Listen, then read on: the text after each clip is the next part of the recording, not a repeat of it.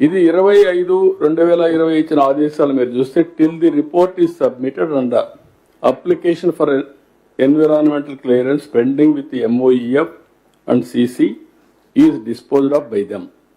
The state of Andhra Pradesh is directed not to proceed with any work on ground in the guise of preparation of DPR for this Rayalaseema lift irrigation scheme.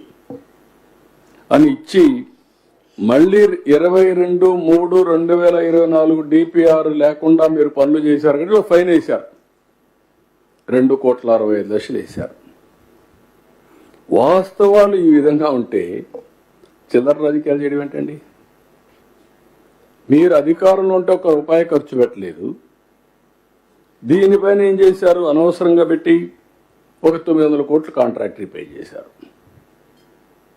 ఇవి కాకుండా అనుమతులు లేని ప్రాజెక్టులు వీళ్ళు start చేసి దానికి ఒక 2,000 కోట్లు 2,500 కోట్లు పే చేశారు. దానికి ఒక 100 కోట్లు ఫైన్ వేశారు ఎల్జేటీ, 25 కోట్లు గవర్నమెంట్ డబ్బులు కట్టారు. అంటే ఏంటి ఈ విచ్చలవిడితనం ఏంటి? వీళ్ళు చేసే పనులు ఏంటి? ఇప్పుడు ఏమంటారు? మేమేదో రాయలసీమను ఉద్ధరించాలనుకుని మా రామానాయుడు గారు ఎక్స్ప్లెయిన్ చేశారు. మొత్తం ఎంత ఉంటుందంటే వీళ్ళు పెట్టిన లిఫ్ట్ ఇరిగేషన్ చేయడానికి 34 TMC. మన వాటా ప్రకారం మనకు వచ్చేది 22 TMC. ఇప్పటికే ముచ్చుమర్రు ఉంది అక్కడ, దాని ద్వారా నీళ్లు తీసుకోవచ్చు. నువ్వేదో పెట్టేశాను, నేనేదో పెట్టేశాను, రాయలసీమకు అన్ని న్యాయం జరిగిపోయింది. రాయలసీమ పోయి చూస్తే ఎవ్రీ రిజర్వాయర్ నీళ్లు కట్టాం, ఎవ్రీ రిజర్వాయర్ని పూర్తి చేశాం. ఎప్పుడూ రానటువంటి బ్రహ్మసాగర్ కూడా నీళ్లు ఇప్పించి పూర్తి చేశాం. ఈ సంవత్సరం 17 TMC 18 TMC నీళ్లు బ్రహ్మసాగర్లో ఉన్నాయి. That is our commitment. Sir, Sambasivarao here from Hindu. ఇన్ని అక్కడ అవకతవకలను మీరు ఐడెంటిఫై చేశామని చెప్తున్నారు కదా, వాటి మీద ఎంక్వైరీ కానీ ఏదైనా? ఏది?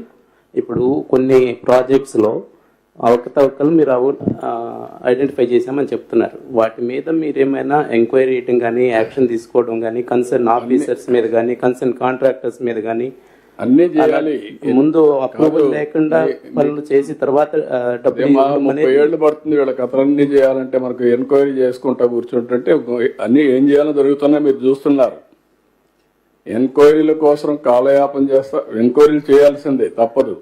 కానీ వీళ్ళు చేసిన పనులన్నీ మనం ఎంక్వైరీ చేయకపోయినా కూడా హైకోర్టు కూడా చెప్తామని ఇప్పుడు టీటీడీది. అప్పుడు జరిగిన అవకతవకల మీద మీరు ఎందుకు యాక్షన్ తీసుకోలేదని చెప్పే పరిస్థితికి వచ్చారు.